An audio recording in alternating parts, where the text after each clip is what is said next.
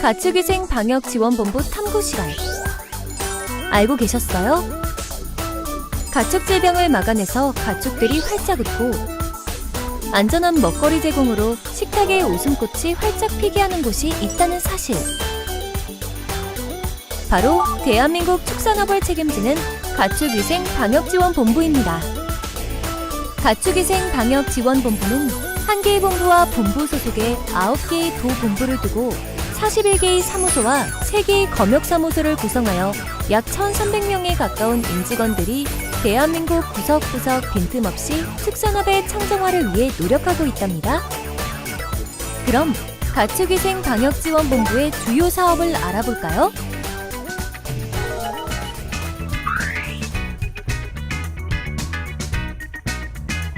가축방역사업, 농가소득은 업, 질병은 다음. 가축방역사업은 바로 소, 닭, 돼지, 오리 같은 가축들의 질병을 조기에 검색하고 방역실태 점검, 전화예찰 등을 통하여 전염병을 사전에 예방할 수 있는 사업을 말합니다. 주요 질병 시료 채취 및 가축방역사가 농가에 방문하여 농장 방역실태 점검과 함께 가축질병 근절을 위한 홍보, 교육 사업을 실시하고 악성 가축 전염병 발생 시에는 신속한 초기 대응을 위해 질병 신고에서 판정 기간까지 현장에 출동하여 통제와 기초 역학조사를 실시하게 됩니다. 전국 예찰센터에서 정기적인 전화 예찰도 실시하여 방역 조치를 실시하는 등 입체적인 대응도 해나갑니다. 축산물 위생, 사육, 도축, 가공 등으로 구분되는 육류가 소비자에게 소비되는 과정, 특히 가축이 육류가 되는 최초 단계인 도축 과정은 위생관리가 매우 중요하기에 도축 검사원을 통해 내장, 지육 및 각종 림프절의 이상 등을 검사하여 부적정한 육류가 소비자에게 유통되는 것을 사전에 안전하게 차단해주죠. 수입 식용 축산물 검역 검사. 해외 여러 나라의 축산물들이 우리에게 오기까지 안전을 책임지는 검사. 수입 식용 축산물에 대한 관리 수의사의 검역, 검사 기능 강화로 해외 가축 전염병 및 인수 공통 전염병의 유입을 방지하고 위해 축산물을 사전 차단하게 됩니다.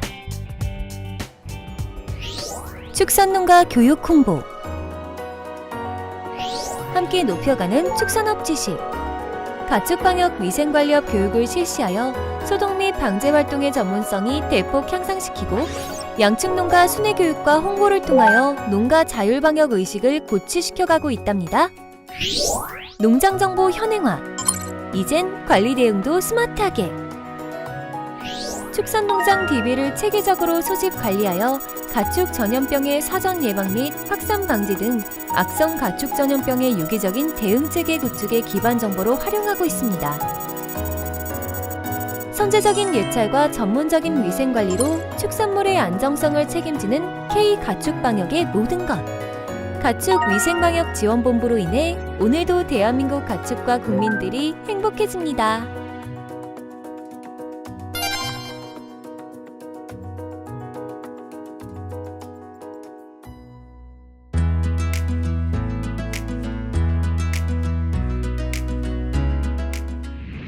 안녕하십니까. 이번에 축산법에 의해 허가 등록 요건 및 의무 준수사항에 대해 강의하게 될 농식품부 축산정책과 강유석 사무관입니다.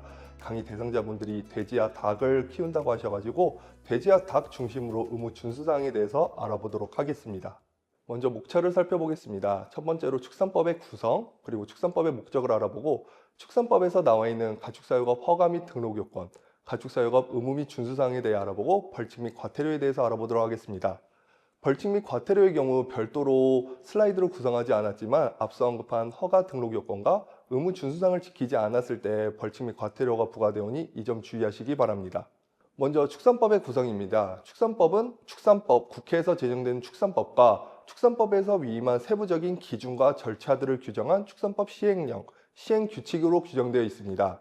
예를 들어 축산법에서 규정된 의무사항인 축산업자 종사자 교육을 살펴보면 직접적인 국민의 권리와 의무가 발생되는 사항이 교육을 들여야 된다는 부분이 축산법에 규정되어 있지만 실제 규정되어 있는 대상자가 교육을 들어야 하는 경우 어떤 교육을 들어야 되는지, 어떤 과정을 들어야 되는지, 몇 시간을 들어야 되는 부분에 대해서는 시행령과 시행규칙에 규정되어 있습니다. 네, 축산법의 구성을 살펴보면 모두 제7장과 56조로 구성되어 있고 1장에서 총칙은 목적과 정의를, 그리고 제3장에서는 축산물의 허가 등록 승계, 그 외에 제7장에서는 벌칙을 구성하고 있습니다.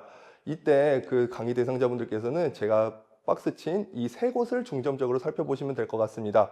총칙에서는 목적과 정의를 말하고 있고 제3장의 축산물의 수급 파트에서는 축산업의 허가, 등록, 승계 요건, 준수사항, 정기점검, 축산 종사자 교육 등을 다루고 있으며 제7장 벌칙에서는 벌칙 조항과 과태료 등을 규정하고 있습니다. 축산법의 목적을 먼저 살펴보겠습니다. 축산법의 제1조에 따르면 이 법은 가축의 개량, 증신, 축산환경 개선, 축산업의 구조 개선, 가축과 축산물의 수급 조절, 가격 안정 및 유통 등에 관한 사항을 규정하여 축산업을 발전시키고 축산농가의 소득을 증대시키며 축산물을 안정적으로 공급하는 데 이바지하는 것을 목적으로 한다고 적어져 있습니다.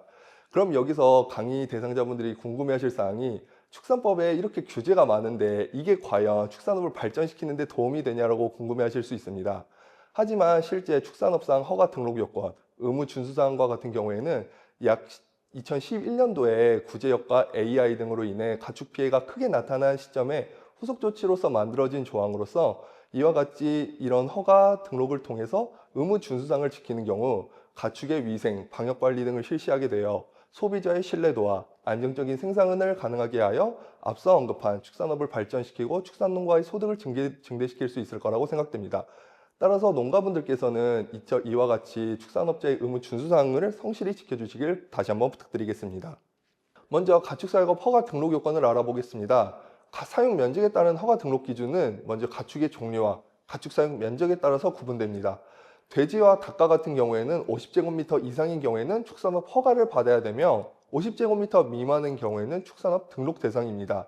닭의 경우에는 10제곱미터 미만의 경우에는 등록 대상에서 제외되니 이 점 참고 부탁드립니다.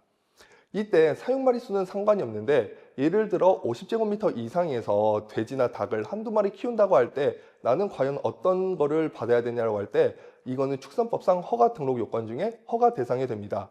따라서 사육 마리수가 자기가 두 마리만 키워가지고 50제곱미터 이상에서 허가를 받는 게 싫다고 하시는 분들은 울타리와 같이 어떤 사육 면적을 명확히 구분하셔가지고 50제곱미터 미만으로 만들어서 등록 또는 등록 대상에서 제외되시면 될 것 같습니다. 그럼 이제 허가 요건을 먼저 간단하게 살펴보면 크게 네 가지입니다. 매물지, 사육시설, 소독 및 방역시설, 악취저감 장비 및 시설입니다. 돼지를 먼저 구체적으로 살펴보면 사육시설의 경우에는 환기시설, 임신돈 군사공간 확보, 그리고 소독 및 방역시설로서 분무용 소독장비, 울타리, 방조망 등이 필요하며 돼지의 경우에는 악취 저감을 특허를 받은 장비나 시설 등을 구비해야 합니다. 이때 임신돈 군사공간 확보와 관련해서는 19년도에 개정이 되어서 들어간 규정으로서 19년도 이후에 이제 가축사육업 돼지를 하는 경우에는 반드시 임신돈 군사공간을 확보해야 되며 기존 농가분들, 지금 강의를 들으시는 분들과 같은 경우에는 30년도까지 스톨 사육이 금지되는 군사공간을 확보하셔야 됩니다. 다음으로는 가축사육업 허가요건 중 가금에 대해서 먼저 살펴보겠습니다. 가금이라는 표현은 닭, 오리, 메추리 등 조류를 의미하고 있으며 사육시설에서 케이지를 이용하는 경우 약 12단 이하의 케이지를 갖추거나 케이지 사이의 간격이 1.2m 폭 이하를 가지거나 와 같은 시설 규격을 갖추어야 하며 환기시설을 갖춰야 됩니다. 소독 및 방역시설의 경우에는 그 돼지와 동일하게 분무용 소독장비, 울타리, 방조망 등을 갖춰야 되며 특이하게 산란계 사육업을 하는 가금 사육업의 경우에는 집란실을 갖춰야 됩니다. 그리고 가축사육업 등록 요건은 조금 더 간단합니다. 사육시설, 소독시설, 악취 저감 장비 시설을 갖춰야 되는데 사육시설의 경우에는 통풍이 잘 이루어지는 구조를 갖추고 간이 분무용 소독기, 신발 소독조 등을 갖추고 돼지 사육업의 경우에만 악취 저감 장비 시설을 갖추면 됩니다. 이때 통풍이 잘 이루어지는 구조에 대해서 명확하지 않다고 생각하실 수 있는데 이는 실제 인허가를 내주는 지자체 담당자가 환풍기라든지 아니면 창문이라든지를 보고 통풍이 잘 이루어지는 구조라고 판단이 되는 경우에 등록을 가능합니다. 그럼 이제 실질적으로 축산 농가를 이끌고 계시는 농업인들께서 이제 지켜야 될 의무 준수사항에 대해서 좀 살펴보도록 하겠습니다. 먼저 첫 번째로 단위 면적당 적정 사육 면적 기준을 준수해야 합니다. 돼지의 경우에는 보시면 다음과 같이 웅돈이라든지 번식돈이라든지 비육돈의 경우에 각각 적정 사용 면적 기준이 적어져 있고, 닭의 경우에도 종계, 산란계, 육계인지, 시설 형태에 따라 케이지인지, 평사 또는 다단식 구조물인지 등에 따라서 면적 기준이 정해져 있습니다. 하지만 이와 같은 기준은 실제 농가분들이 접하기 굉장히 어려울 것 같아서 다음 슬라이드에 보시면은 실제 농가분들이 적정 사용 면적이 얼마나 되는지 알 수 있습니다. 농림축산식품부에서는 적정 사용 면적 계산기를 만들어서 축산물 일억 관리제를 통해서 서비스하고 있으며, 여기다가 비육돈인지 아니면은 앞서 언급했던 번식돈인지 종돈인지 또는 케이지를 이용하고 있는지 평사를 이용하고 있는지 등에 따른 정보들을 기입하면 이에 따라서 적정 사용 면적 기준이 산출되고, 이에 따라 적정 사용 면적 기준을 준수하여서 가축을 기르시면 될 것 같습니다. 그리고 다음 두 번째 준수사항으로는 배출시설 허가 신고한 곳에서만 사육을 하셔야 됩니다. 이때 배출시설이라는 표현이 굉장히 생소하실 텐데요. 가축분유법 제2조 정의에 따르면 배출시설이란 가축의 사육으로 인하여 가축분뇨가 발생하는 시설 및 장소 등으로서 축사, 운동장, 방목지 등을 의미합니다. 이 또한 여전히 표현이 어려우실 것 같아 그림으로 준비했습니다. 먼저 배출시설과 가축사육시설에 따른 면적을 비교를 해보면, 배출시설이라는 표현은 가축분유법에 따라 나와 있고요, 사육시설이라는 표현은 축산법에서 규정되어 있습니다. 정의는 아까 말씀드렸다시피 배출시설은 가축을 사육하는 동안 분뇨가 발생되는 구역을 의미하고, 축산법상 사육시설이라는 것은 축산법상 허가 등록 기준에 적혀져 있는 면적 기준입니다. 옆에 그림을 살펴보시면 가축 사육시설이라는 표현은 축산법에 따라 가축 사육시설 허가 등록이 되는 면적 기준을 받으실 수 있고, 실제로 닭을 가축 사육시설과 방목지에서 키우는 경우에는 가축 사육시설과 함께 방목지까지 배출시설로서 규정되기 때문에 이 점을 아셔야 될 것 같습니다. 그래서 배출시설과 같은 경우에도 허가, 등록, 신고가 존재하고, 돼지와 같은 경우에는 50제곱미터 이상의 경우에는 신고 대상이고 1000제곱미터의 경우에는 허가 대상입니다. 닭의 경우를 살펴보면 200제곱미터 이상인 경우에 신고이고 3000제곱미터 이상인 경우에는 허가 요건이 되기 때문에, 이와 같이 배출시설이 자기가 허가 신고 대상인 경우 반드시 배출시설 허가 신고를 하고 거기서 가축을 사육하셔야 과태료 처분이 없습니다. 그 다음으로는 좀 간단한 의무 준수사항들을 살펴보도록 하겠습니다. 가축이 이동 출하할 때는 분뇨 등이 묻지 않도록 관리를 하셔야 됩니다. 가축에 분뇨가 묻어 있으면 가축의 위생에 좋지 않을 뿐더러 가축이 이동하는 동안 차량에서 분뇨가 떨어져서 그 분뇨가 묻은 차량이 도로를 오염시키고 이를 통해서 다른 농가로 오염될 수 있는 매개체가 될 수 있기 때문에 가축을 반드시 청결하게 청소를 하고 이동 출하를 하셔야 됩니다. 그리고 축사 내외부 청소도 꾸준히 하셔야 실제 방역기간 동안, 가금과 같은 경우에는 특별 방역기간을 규정을 하는데 보통 10월부터 12월까지 있습니다. 이 경우 특히 외부에서 오염, 분변토들이 묻어나오는 경우 더욱 그 방역상 문제가 될 위험이 많으니까 축사 내외부 청소에 더욱 신경 써주시기 바랍니다. 다음으로는 사료 깔집 보관 시에 곰팡이, 오염이 방지되도록 서늘한 곳에 보관하고 습기 차지 않은 곳에 보관을 하여야 하며, 음수, 급유시설과 같은 경우에도 꾸준한 청소를 통해서 오염되지 않고 신선한 음용수가 공급되도록 주의를 기울여야 합니다. 해충, 설치류 등과 같은 경우에도 병원의 매개체가 되어서 가축의 질병을 전염시킬 수 있으니 구제 작업을 성실하게 임하여야 됩니다. 다음으로는 불필요한 출입 금지를 위해서 관계자의 출입 금지 표시판이라든지 관계자의 출입 금지라는 표시를 하여 외부인이 들어오지 않도록 해야 하며, 내부에서만 사용할 수 있는 전용 작업복과 신발을 구비해야 합니다. 이 외에도 소독 기록과 기록부를 두어서 1년간 보관을 하고, 폐사 현황과 같은 경우에도 2년을 보관하셔야 됩니다. 다음으로 농약의 같은 경우에는 일체 사용이 금지되고 있으며, 허가받은 동물의약품만 사용하시고, 이때 허가받은 동물의약품의 용법, 용량, 주의사항 등을 준수하여서 사용하셔야 됩니다. 이때 의약품을 사용한 경우 의약품의 사용일자, 제품명, 사용량, 구매 기록 등을 기록하여서 1년간 보관하셔야 됩니다. 임시 분뇨 보관시설을 이용하는 경우에 분뇨 높이가 80cm 이하로 유지되도록 하여야 하며, 연 1회 이상 청소 또는 비우기를 실시하셔야 됩니다. 이때 분뇨와 관련되어서는 실제로 밀폐된 공간에서 분뇨로 인한 안전사고가 많이 발생할 수 있으니 농가분들께서 임시 분뇨시설을 청소하시는 경우에는 각별히 주의하시길 바랍니다. 그리고 악취 저감시설 같은 경우에는 항상 꾸준히 수리 수선을 통하여 사육 기간 중에는 상시 가동될 수 있도록 주의하셔야 됩니다. 그리고 임신돈의 경우에 앞서 언급했던 것과 같이 스톨 사육이 금지되고 있으며 반드시 군사 공간에서 사육을 하셔야 되고, 축산물 위생법상 출하전 준수사항으로서 출하전 절식을 실시하셔야 됩니다. 절식이란 음식을 먹이지 않는다는 뜻으로 물을 제외한 음식을 금지시켜서 실제 농가에서 가축이 이동하는 동안 분뇨 등이 발생하지 않도록 하는 효과가 있습니다. 그리고 약물 투여 금지 기간 등을 준수하셔야 하다며 냉장 보관 시에는 필요시 냉장 차량을 이용하셔야 됩니다. 마지막으로 교육 의무에 대해서 알아보겠습니다. 축산법상 허가 등록자는 보수 교육의 의무가 있습니다. 1년에 허가자는 약 1회, 그리고 등록자의 경우에는 2년에 1회 6시간을 들으셔야 되며, 축산법상 교육 총괄 기관인 농협축협경제지주에서 해당 내용들을 온라인으로 이수하실 수 있고, 오프라인 강좌 또한 들으실 수 있습니다. 이때 허가 등록자가 보수 교육을 듣고자 한다면 가까운 시군구 축협이라든지 교육 총괄 기관인 농협경제지주에게 문의를 하면은 가까운 오프라인 집합 교육을 들으실 수 있는 장소를 알려주니 이 점 참고하셔서 보수 교육을 들으시길 부탁드리겠습니다. 축산법상 허가 등록 요건 및 의무 준수사항에 대해서 알아봤는데요. 농가분들께서는 가축의 건강을 위해, 축산물의 위생을 위해 의무 준수사항을 성실히 지켜주시길 바랍니다. 감사합니다.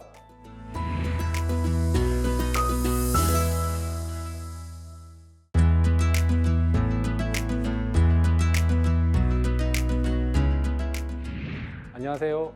양동장 경쟁력 확보 방안에 대해서 강의할 피거월드 동물병원의 엄기론 원장입니다. 이번 강의는 총 4가지 섹터에 나누어서 강의를 할 예정입니다. 목차를 보시면 첫 번째, 두 번째, 세 번째, 네 번째 4가지 항목으로 나눠져 있습니다. 각각 항목에 대해서 지금부터 말씀을 드리겠습니다. 첫 번째, 효과적인 축사위생관리의 기본 원칙입니다. 총 3가지로 나누어질 수 있습니다. 정기적인 청소와 소독, 그 다음에 올리노라우, 효율적인 돈분 관리입니다. 축사의 위생이라는 건 항상 오염이 소적이 있기 때문에 정기적인 소독과 청소와 소독을 지속적으로 해야 됩니다.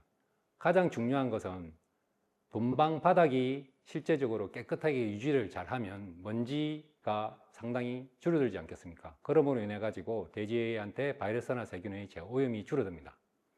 그리고 올리노라웃은 기본적으로 가장 해야 될 항목인데 가장 안 되는 항목 중에 하나입니다. 이것을 실행을 하면 실제적으로 돼지의 일당 정체량과 출하 일량이 줄어드는 것은 명확한 사실입니다. 근데 농장의 여건상 이게 실제적으로 이행이 안 된다는 건 잘 알고 있습니다. 하지만 이렇게 하려고 노력을 하셔야 된다는 게 가장 중요합니다. 마지막으로 효율적인 돈분 관리인데, 이 분뇨는 실제적으로 농장 생산성에서 영향을 미치는 항목 중에 하나입니다. 왜냐하면 슬러리 깊이라든지 바닥의 돈분이 상태에 따라서 돼지의 재오염될 수 있는 가능성이 가장 높기 때문에 그렇습니다. 그리고 맨 마지막에 퇴비장이나 돈분장을 처리를 어떻게 했냐에 따라서 실제적으로 민원과 관련된 여러 가지 사항이 발생할 수 있습니다. 그리고 해충과 설치류 구제 방안에 대해서 말씀드리겠습니다. 해충과 설치류의 농가에 미치는 위험은 상당히 큽니다. 쉽게 말씀드리면 PRS 같은 경우에는 모기나 파이에 의해서 전파가 됩니다. 그렇기 때문에 농장의 해충에 대한 구제를 철저하게 실시하여야 됩니다. 그리고 설치류, 특히 쥐는 꼭 잡으셔야 됩니다. 쥐는 만병의 근원입니다. 그리고 최신 질병 예방 대책입니다. 여기는 보면 바이오 시큐리티, 즉 생물 안전 관리 방안이 필요합니다. 외부 차단도 중요하고 내부 차단도 중요합니다. 외부 차단은 열심히 하신다고 하지만 실제적으로 100% 잘 되지 않습니다. 왜냐하면 사람만 차단한다고 되는 게 아니기 때문에 차량, 그 다음에 외부에서 오는 사료, 특히 돈분 수송 차량, 이런 부분에 대한 외부 방역 차단이 상당히 중요합니다. 농장에서 제일 하지 않는 부분, 가장 소홀히 하는 부분이 뭐냐면 내부 차단입니다. 내부 차단은 뭐냐면 분만사면 분만사, 자동사면 자동사, 육성사면 육성사, 각각이 가지고 있는 질병의 양상이 틀립니다. 근데 각각 질병의 양상이 틀린 농장에서 육성사, 비육사 갔다가 분만사 갔다가 임신사 갔다가 자동사 갔다가 계속 반복하면 농장 자체가 재오염됩니다. 그래서 발판 소독조가 있는 거고 장화를 교체해서 신고 출입을 하기를 권하는 그런 여러 가지 상황이 있습니다. 그리고 건강 모니터링, 대지의 현재의 상황에 대해서 혈액을 채취해서 1년에 최소한 1회 내지 2회 정도의 정기적인 모니터링이 꼭 필요합니다. 지속 가능한 양돈 경영을 위한 경쟁력 확보 방안입니다. 총 4가지입니다. 비용 절감하기 위해서는 어떻게 해야 되는지, 품질 향상, 친환경 운영, 협력 네트워크, 이 4가지 항목에 대해서 상당히 고심을 하고 실행을 하셔야 됩니다. 비용 절감에서 가장 중요한 게 뭐냐면 사료 효율성을 높일 수 있는 방법을 가장 중요하게 생각하셔야 됩니다. 왜냐하면 전체 생산비에 있어서 사료가 차지하는 비용이 최소 50에서 일부 농가는 65%, 70%까지 가는 농장들이 있습니다. 사료비를 줄이지 않으면 양돈의 비용 절감이 어렵다는 걸 꼭 생각하셔야 됩니다. 품질 향상, 품질 향상을 위해서는 앞에서 이야기한 올인 올아웃, 사용 관리 개선을 하려는 노력을 많이 하셔야 됩니다. 그리고 농장의 최적의 출하 시기를 맞추기 위한, 즉 맛있는 고기를 만들기 위한 방안을 여러 가지 고민을 하셔야 됩니다. 친환경 운영은 뭐냐면 결국은 이건 악취 저감하고 관계가 있습니다. 민원이 계속 발생하면 농장에 하기 어려우니 잘 유념해 주시기 바랍니다. 협력 네트워크는 뭐냐면 이 사회는 내 혼자 있는 게 아니고 여러 부류의 사람이 있습니다. 하지만 우리 생산하시는 분들끼리 모여가지고 많은 부분에서 새로운 기술이라든지 여러 가지 방안에 대해서 논의가 지속적으로 이루어져야 더 많은 발전을 할 수 있습니다. 외국 같은 경우는 이런 부분이 상당히 잘 되어 있는데 우리나라도 이 부분이 잘 되었으면 바랍니다.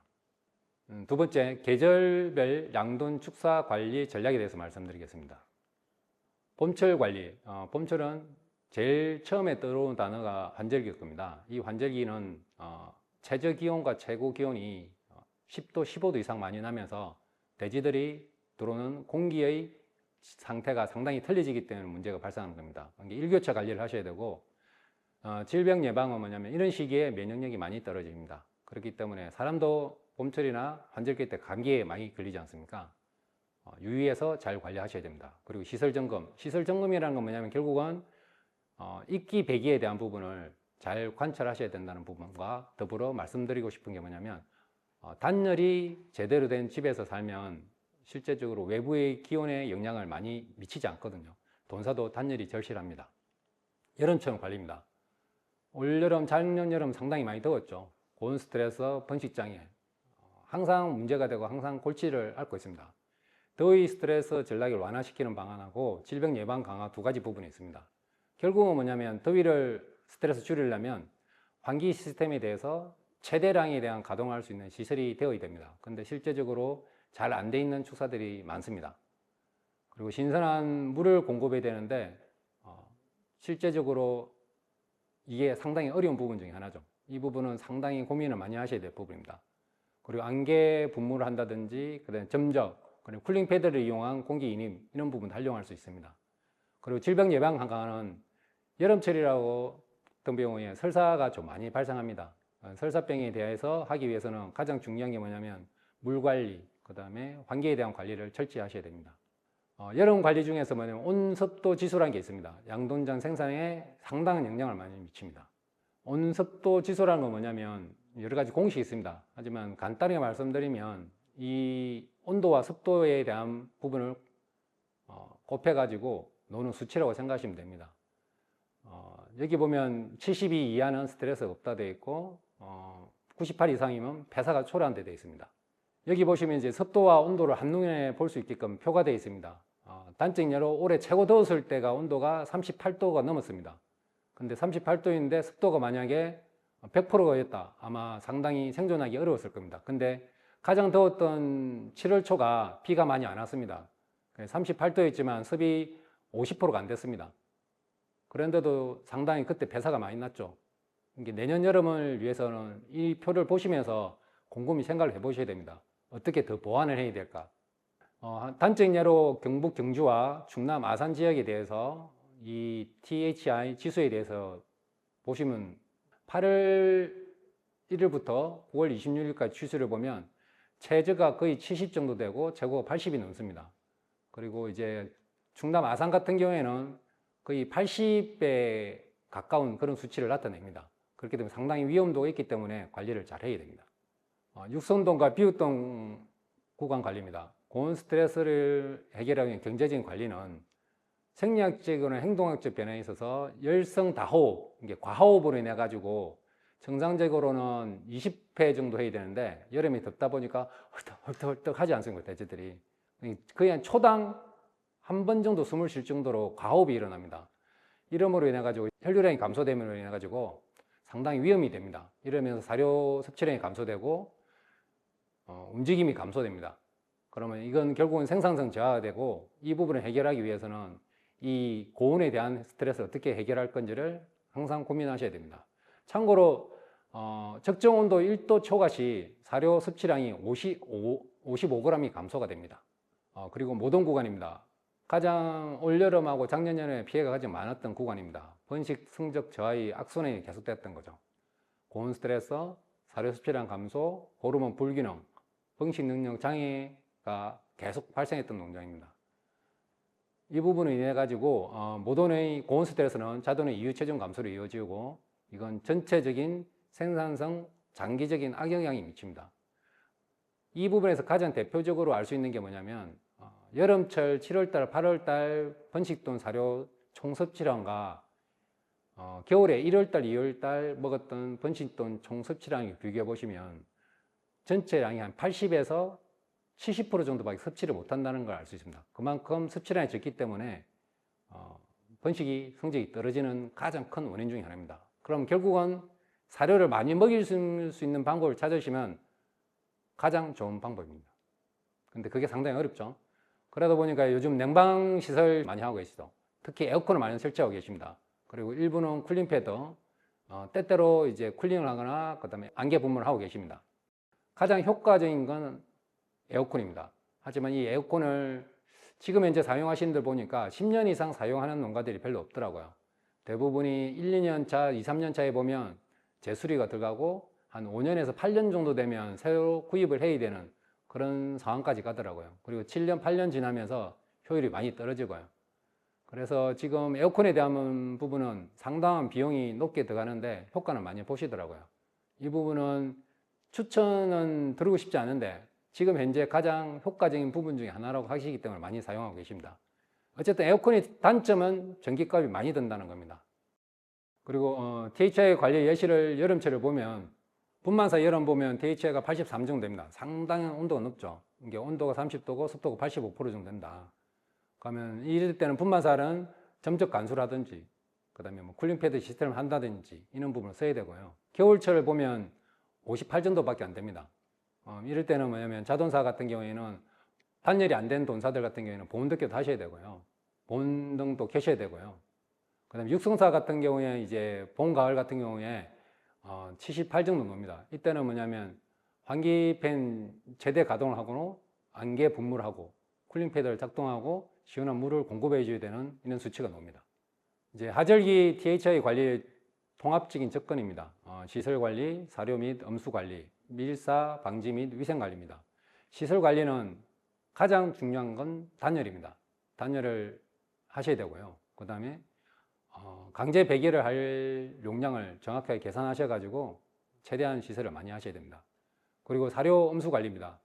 사료 관리에서 가장 중요한 건 뭐냐면 좋은 신선한 사료를 먹여야 되잖아요. 근데 규모가 작은 농장일수록 사료를 급여할 때 실제 사료 주문 간격이 10일, 14일이 넘는 집이 있더라고요.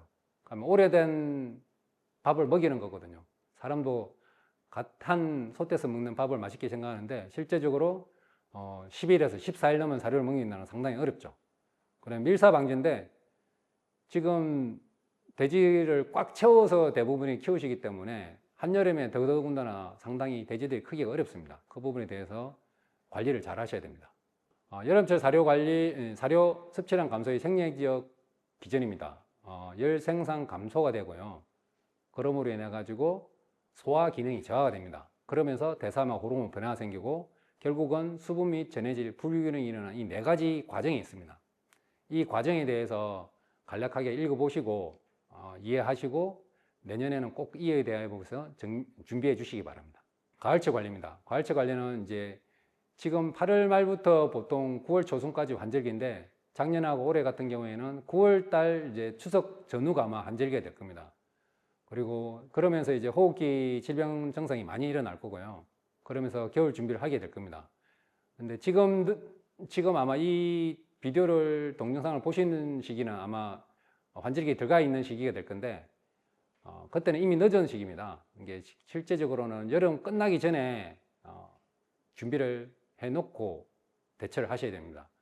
그리고 호흡기 질병 예방은 미리 질병 관리를 해야 되는데 대부분이 작년, 재작년 이렇게 보시면 매번 동일한 패턴을 계속 반복하고 계시더라고요. 왜 그런가를 꼭 고민하고 그에 대한 해결책을 가지고 계셔야 됩니다.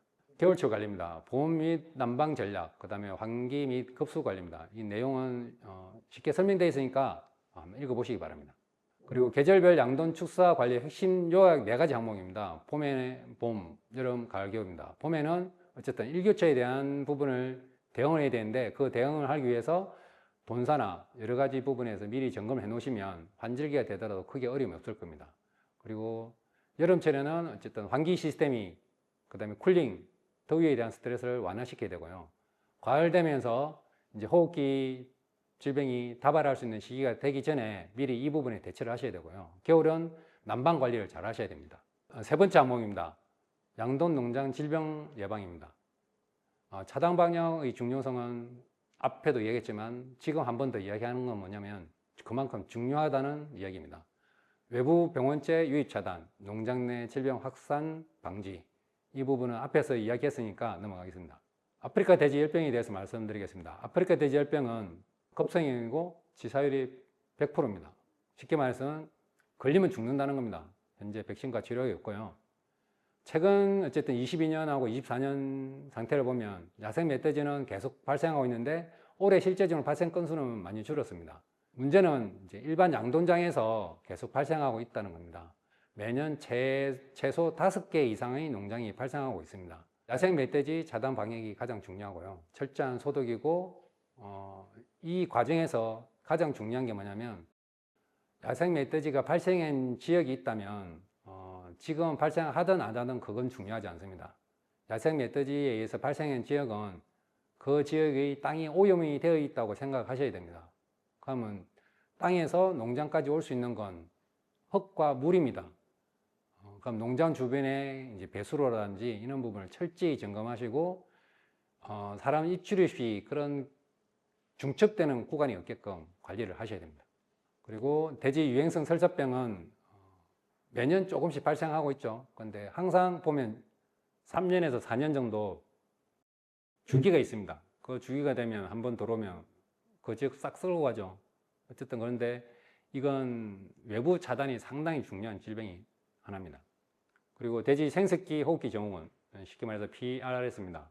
질병 특성이나 최근 발생 상황에는 잘 알고 계실 겁니다. 근데 여기서 중요한 건 뭐냐면 농장의 백신을 어떻게 할 거냐 하는 부분하고 동군을 어떻게 안정화할 거냐에 대한 부분인데 이건 주변에 계신 원장님들하고 상의해 가지고 잘 상의해서 진행하시기 바랍니다. 지금 현재 2023년 이후에 유입된 새로운 바이러스 타입을 유행해 가지고 많은 피해를 입고 있습니다. 실제적으로 북미형 바이러스가 고병원성이 들어오면서 농장들이 들어오면서 유사산, 그다음에 자동 호흡기, 육성들 호흡기에 가지고 많은 폐사가 있습니다. 지금 동가가 좋은 이유도 그와 무관하지 않습니다. 지금 현재 이제 그 타입 2가 지금 발생하고 있는데 지금 어쨌든 이건 첫 번째 제일 하셔야 될 게 뭐냐면 진단을 꼭 해보셔야 됩니다. 진단을 하는데 그냥 북미형 바이러스는 이 정도에서 끝내시면 안 됩니다. 이게 정확하게 북미형 바이러스 중에서 어느 그룹에 속하는 건지 어느 타입인지 추가적인 검사를 꼭 하셔야 됩니다. 그리고 가장 중요한 건 동력이 어느 정도 되는지도 꼭 검사해야 됩니다. 그리고 어쨌든 가장 중요한 건 철저한 차단 방역을 하셔야 됩니다. 기타 질병으로는 구제역과 인플루엔자가 있습니다. 구제역은 백신을 꾸준히 하시면 되는 거고요. 인플루엔자는 이것도 주기가 있습니다. 때가 되면 오기 때문에 항상 조심하셔야 됩니다. 이건 공기 전파이기 때문에. 그리고 참고로 사람이 독감이 걸리면 돼지한테 감염이 됩니다. 유의하셔야 됩니다. 그럼 관리자들이 독감이 걸리면 일을 좀 쉬게끔 하시는 게 농장 차원에서 좋은데 인력이 한계가 있기 때문에 쉽게 그걸 못하고 계시더라고요. 근데 그건 상당한 위험 요소 중에 하나입니다. 마지막으로 25년 이후 양돈 산업의 주요 이슈와 대응 전략에 대해서 말씀드리겠습니다. 크게 네 가지입니다. 기후 변화와 축사 환경 관리, 환경 규제 강화 및 탄소 중립 요구, 소비자 트렌드 변화와 시장 대응, 스마트 축산 기술의 진화와 활용입니다. 기후 변화와 축사 환경 관리인데 이슈는 어쨌든 폭염이죠. 그리고 한파, 그다음 집중호우, 이상 기후에 대해서 어떻게 대처할 거냐 하는 부분입니다. 이 부분을 인해 가지고 특히 여름철에는 사료 습지량이 감소함으로 일어나는 여러 가지 문제가 있는데 실제적으로 지금 고민하셔야 될 게 뭐냐면 올해 38도를 찍었으면 40도는 내년에 내후년에 만약에 찍는다면 어떤 현상이 일어날까요? 축사에서 40도를 찍는다면 그 부분은 진짜 고민하셔야 됩니다. 그럼 지금에 가지고 있는 돈사 시설을 가지고는 한계점이 드러나는 거죠. 그의 기준을 가지고 축사 운영을 어떻게 할 건지를 고민하셔야 됩니다. 환경 규제 강화 및 탄소 중립 요구입니다. 이건 정부 정책과도 관련이 있기 때문에 항상 신경을 쓰고 정보를 수집하면서 돈분 처리를 어떻게 할 거냐, 악취미는 어떻게 할 거냐, 탄소 중립 요구에 대해서 어떻게 할 거냐를 항상 고민하고 대처해야 됩니다. 그러면 차별화된 돈육 생산 및 마케팅 전략입니다. 이건 이제 소비자가 점점점 이 부분을 요구하고 있습니다. 그래서 이제 생산하시는 분들이 이 부분을 맞추기 위해서 어떻게 해야 될 건지 결국은 맛있는 고기를 생산하는 거죠. 그걸 하려면 어떻게 해야 되는지를 고민하셔야 될 단계라는 겁니다. 지속 가능한 양돈 산업을 위한 핵심 요소인데 총 5가지로 나눠져 있습니다. 철저한 위생 관리와 차단 방역, 그다음에 계절별 맞춤 관리, 스마트 축산 기술 데이터 활용, 질병 동향 파악 및 선제제 대응, 그다음에 유기적 협력 체계 구축이 총 5가지입니다. 슬라이드 보면 좀 복잡하고 좀 어려운 것처럼 보이죠. 근데 실제적으로는 뭐 차단 방역 잘 하셔야 되고요. 계절별로 대지 관리 잘 하셔야 되는 거고. 그리고 기술적으로 스마트 부분이 들어오므로 인해 가지고 농장이 좀 효율적으로 바뀌어야 되는 거고요. 그리고 주변의 질병 사항을 항상 체크해야 되는 거고, 주변 분과 항상 협력해야 되는 이 간단한 5가지 항목입니다. 어렵게 생각하지 마시고요. 축산을 계속하기 위해서는 이 5가지 항목은 꼭 유념해서 실천해 주시기를 바랍니다. 함께 노력하여 모든 도전 과제를 극복하고 더욱 발전하는 양돈 산업을 만들어 나갑시다. 지금까지 강의를 들어주셔서 대단히 감사합니다. 앞에서 언급한 총 4가지 항목에 대해서 농장의 전체적인 상황에 대해서 꼭 점검해 보시기를 당부드리겠습니다. 감사합니다.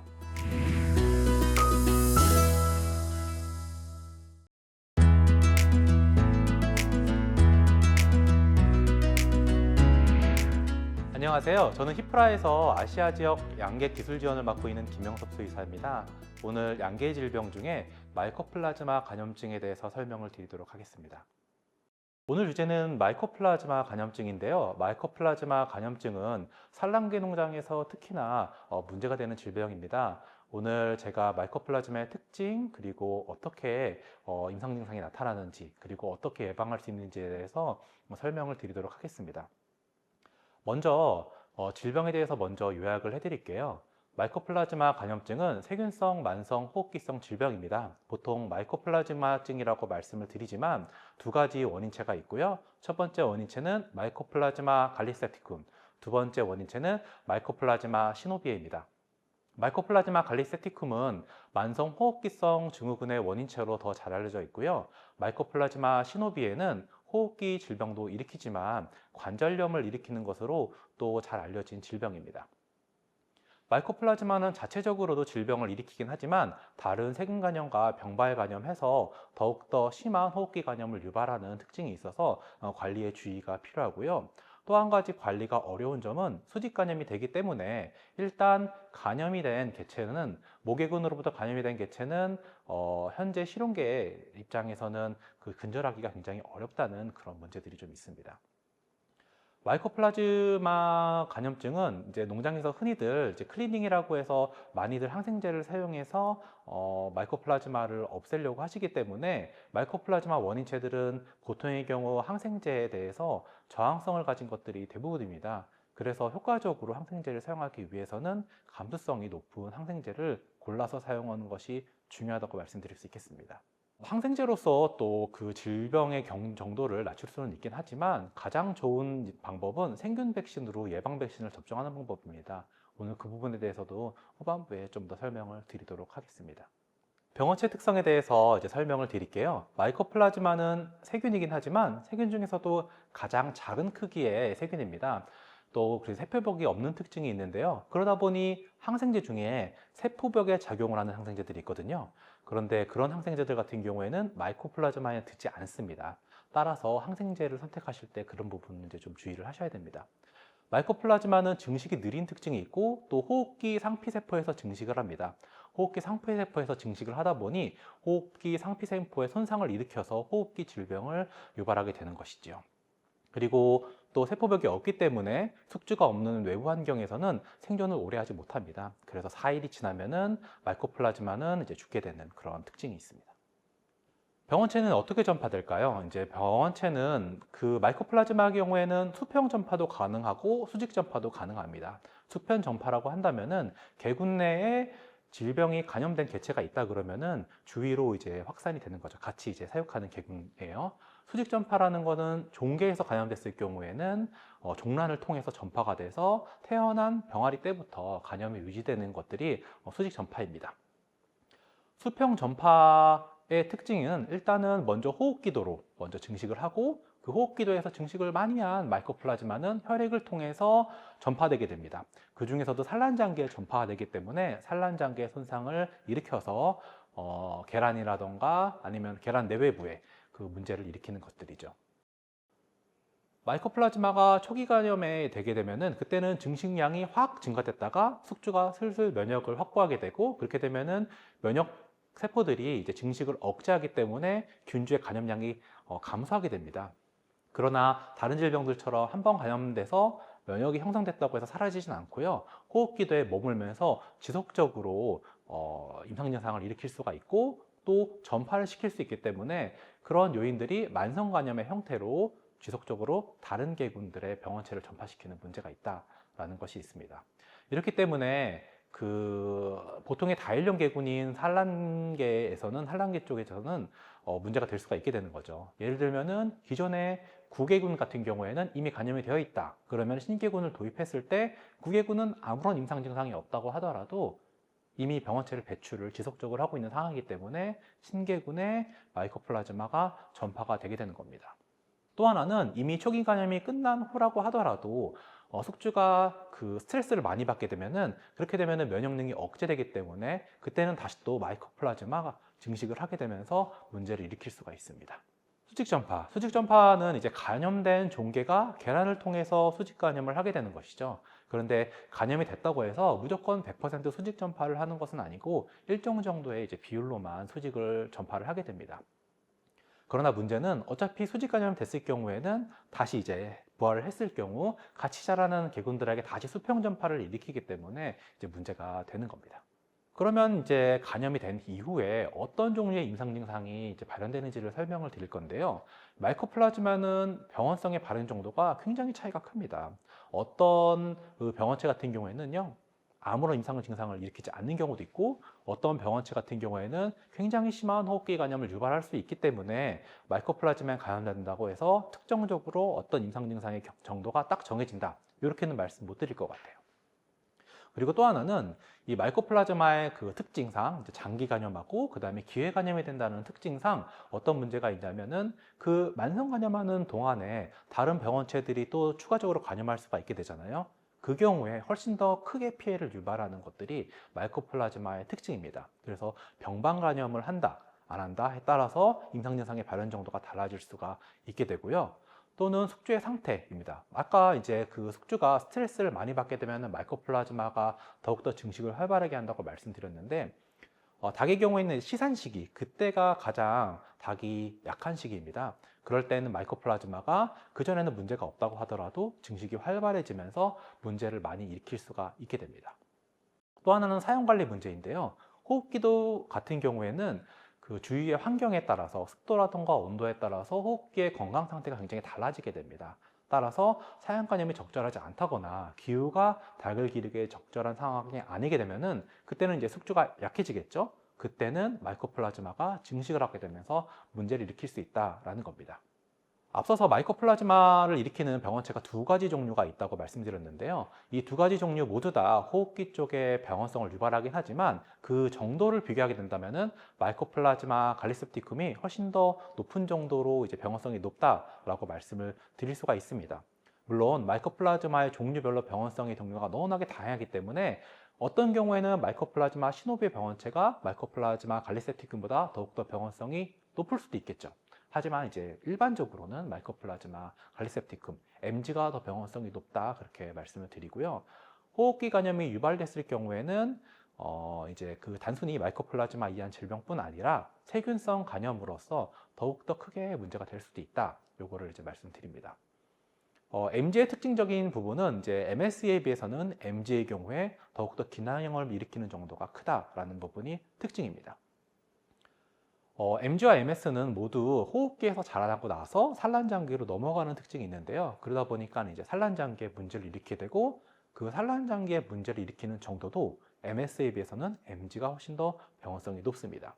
MS의 특징적인 것은 이제 마이코플라즈마 시노비에, 그 시노비에가 관절이란 뜻이거든요. 그래서 마이코플라즈마 시노비에는 관절염을 일으키는 마이코플라즈마라는 그런 의미입니다. 그래서 MG와 다르게 MS는 관절염도 유발을 한다라고 말씀을 드릴 수가 있겠습니다. 병원성을 비교한 표가 있으니까 한번 보시고요. 거기에 MG, MS 외에 이콜라이, 대장균 감염증에 대해서도 설명을 드렸는데 이것은 이제 MG와 MS가 모두 세균성 감염을 추가적으로 유발하기 때문에 제가 이제 병발 감염했을 경우에 문제가 어떻게 되는지를 표시하기 위해서 표를 그렇게 작성했고요.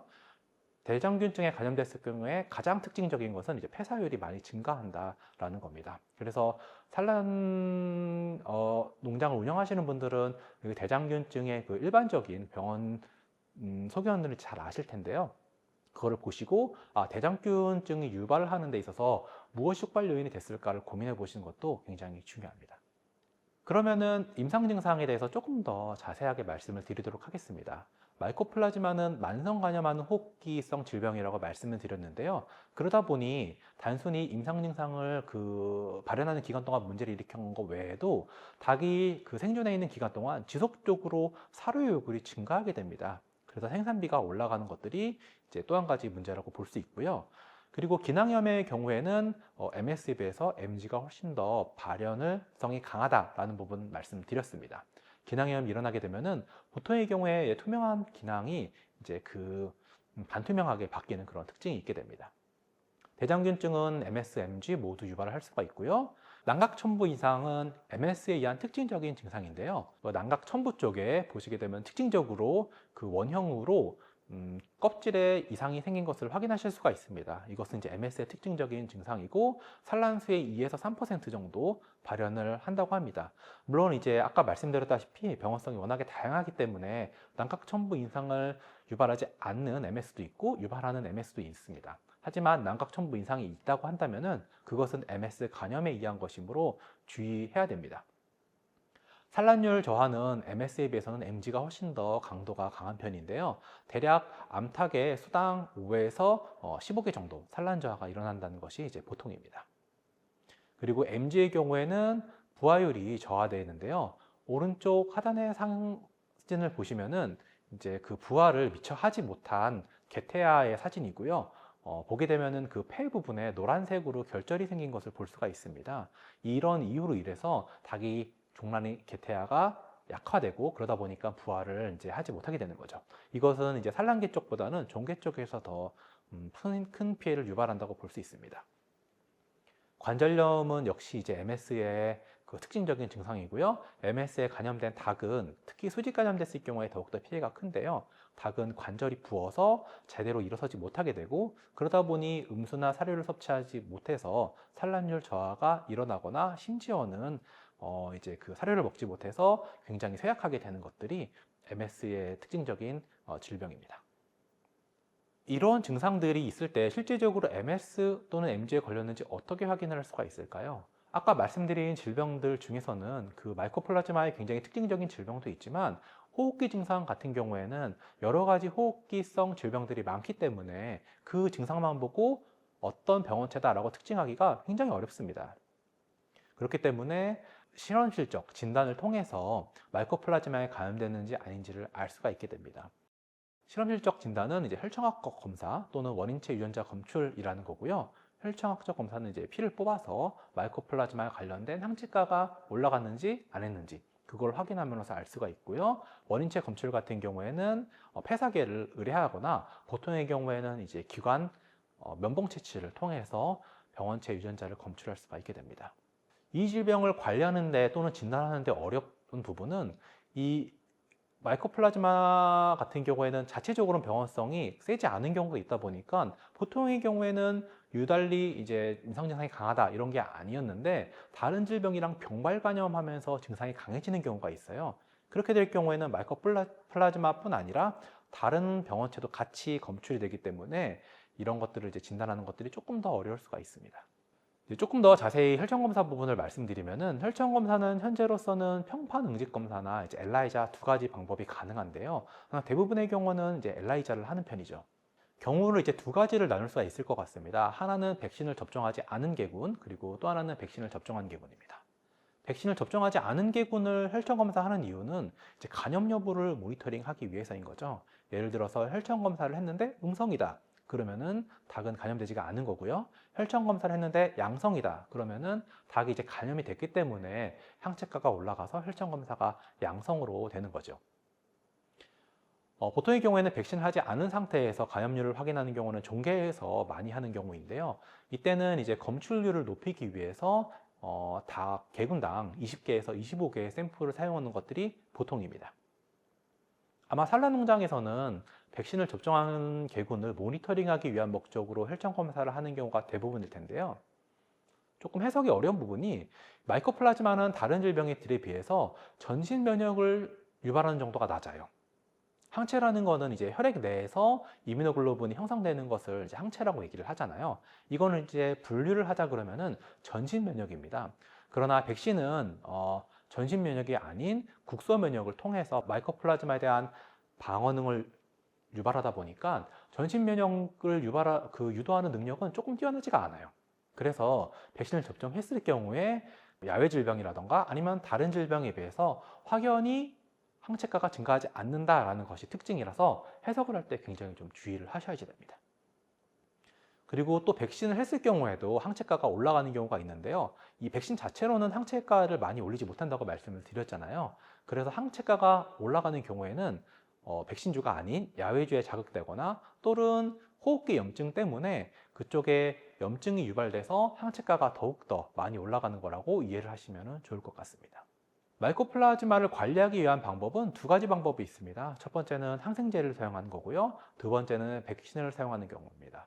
일단 백신을 접종했든 안 했든 임상 증상이 심하다. 그럴 경우는 이제 항생제를 사용을 해서 병원성의 정도를 낮춰주는 것들이 이제 보통입니다. 물론 산란 기간에는 항생제를 이제 쉽게 사용할 수가 없기 때문에 어렵겠지만 육성 기간에는 항생제를 사용할 수가 있게 되죠. 이 경우에는 마이코플라즈마의 특이적인 항생제를 사용을 하게 되는데요. 보통 권장되는 항생제는 타이로신, 티아물린, 그리고 틸미코신 정도입니다. 그 외에도 광범위 항생제를 투여하는 경우도 있습니다. 하지만 예방 목적의 경우에는 마이코플라즈마의 특이적인 경우, 치료 목적인 경우에는 마이코플라즈마의 특이적인 항생제를 포함해서 광범위한 항생제를 사용하셔도 괜찮습니다. 물론 이제 이런 항생제를 사용하실 때는 수의사의 그 조언을 이제 얻으셔서 하시는 것이 훨씬 좋을 겁니다. 이 질병의 경우에 어려운 점은 항생제를 사용한다고 해서 마이코플라즈마를 닭에서 근절하는 것들은 불가능합니다.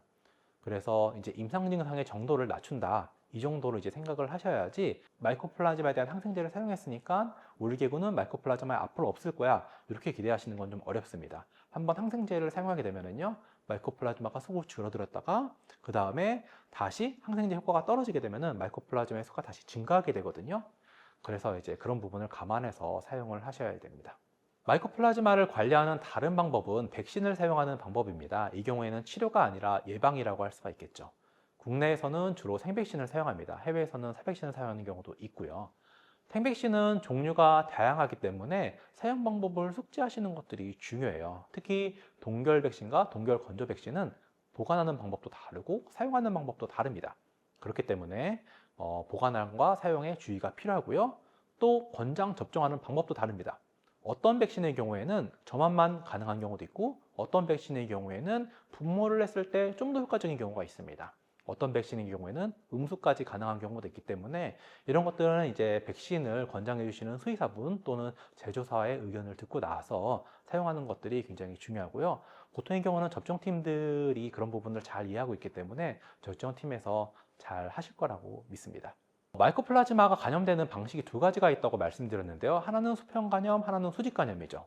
수직 감염이 되는 경우에는 병아리 때부터 이미 마이코플라즈마에 감염이 된 상태입니다. 그 경우에는 그러면 백신을 사용하는 것이 옳을까 그를까 헷갈리실 수가 있을 것 같아요. 마이코플라즈마는 증식이 느리고 지금은 임상 증상이 없더라도 나중에 임상 증상을 발현할 수 있기 때문에 백신을 사용해서 면역을 확보하는 것이 중요합니다. 그러나 이미 감염된 개군 또는 감염됐을 것으로 의심되는 개군에는 많은 수의 야외주가 이미 닭에 존재할 겁니다. 그 경우에는 백신을 사용하기 전에 항생제를 사용해서 야외주의 수를 감소시키고 그 다음에 백신을 접종하게 되면은 이 몸속에 있는 균의 비율이 야외주의 비율이 줄어들고 백신 균주의 비율이 늘어나기 때문에 임상 증상에 추가적인 발현 없이 백신이 닭의 종생 면역을 시키면서 계속 국소 면역을 유발할 거거든요. 그럼으로써 추가적인 야외주 감염을 예방할 수가 있기 때문에 이미 감염이 됐을 개군의 경우에는 항생제를 사용을 하시고 나서 백신을 접종하는 것을 권장드립니다. 백신은 이제 생백신이라고 말씀드렸잖아요. 그러다 보니까 백신을 사용하고 나서 여러분께서 항생제를 쓰시게 되면은 백신주를 죽이게 됩니다. 보통의 야외주의 경우에는 이미 백신에 대해서 저항성이 있기 때문에 백신을 사용하고 나서 항생제를 쓰게 되면은 저희가 원치 않게 백신주만 죽이고 야외주만 남기게 되는 그런 문제가 벌어질 수가 있거든요. 그래서 백신주가 증식을 하는데 한 6주간 기간이 소요가 돼요. 왜냐하면 마이코플라즈마 증식이 느리니까요. 그 기간 동안에는 항생제를 절대로 사용하시면 안 됩니다. 물론 불가피한 경우에는 사용을 하셔야 되겠지만 일반적으로는 백신을 사용하고 나서 6주 동안은 항생제를 사용하지 않으셔야지 되고 그 6주 동안은 백신주가 증식을 하고 그 다음에 면역을 자극을 해서 충분히 이제 면역세포를 활성화시킨 다음이기 때문에 6주가 지나면은 간헐적으로 사용하신다 그러시면 그때는 항생제를 사용하실 수가 있어요. 하지만 이 백신의 원리가 그 호흡기에 닭과 함께 공생을 하면서 계속 국소 면역을 자극하는 것들이 백신의 원리이기 때문에 항생제를 한 번 정도는 괜찮지만 간헐적으로 사용하는 것들은 괜찮지만 지속적으로 사용이 되면은 백신이 수가 회복되지 않을 정도로 백신주의 수가 줄어들게 되고 그때는 그 이후에는 백신이 면역을 지속적으로 유도를 할 수가 없게 됩니다. 따라서 한 번 정도는 괜찮지만 반복 사용하는 것은 하지 않으셔야 된다라는 부분이었고 이렇게 이제 항생제를 사용하실 경우에는 조언을 하시는 수의사분께 백신을 맞힌 개군이라는 것을 먼저 말씀을 드리면은 이제 올바르게 사용 방법을 아마 안내해 주실 겁니다. 정리를 하자면 마이코플라즈마는 호흡기 증상을 유발하고요. 또 산란장기의 이상을 유발하는 것들이 마이코플라즈마의 전반적인 특징입니다. 그 중에서 MS의 경우에는 관절 이상을 추가적으로 유발하는 것들이 특징이라고 볼 수가 있습니다. 마이코플라즈마는 일시적으로 감염하는 바이러스성 호흡기성 질병들과 달리 만성 감염을 하고 그 감염되어 있는 기간 동안 다른 질병들이 추가 감염되면 더욱더 큰 피해를 유발하는 병발 감염을 유발한다는 것들 때문에 마이코플라즈마를 잘 예방하고 치료하시는 것들이 중요합니다. 마이코플라즈마를 예방을 하려면 첫 번째로는 수직 감염이 되는 질병이기 때문에 마이코플라즈마에 감염되지 않은 종개군으로부터 병아리를 마시는 것이 가장 중요해요. 그리고 농장에서 혹시나 마이코플라즈마에 감염이 되었거나 이미 마이코플라즈마에 감염이 된 개군이 있다고 한다면은 그러면은 이제 항생제와 백신을 사용할 수가 있는데요.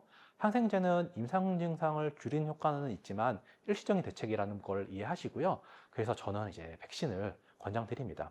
백신을 통해서 질병을 예방을 하는 것들이 좋지만 백신은 생백신이고 또 닭과 함께 계속 지속적으로 공생을 해야지만 효과를 쭉 볼 수 있는 그런 원리이기 때문에 백신을 사용한 개군에는 항생제를 사용하실 때 좀 주의를 하셔야 된다. 요걸 당부드리고 제 강의를 마치도록 하겠습니다. 오늘 강의는 여기까지고요. 오늘 마이코플라즈마에 대해서 말씀드렸는데 여러분의 축산 경영에 대해서 앞으로 도움이 되었으면 합니다. 감사합니다.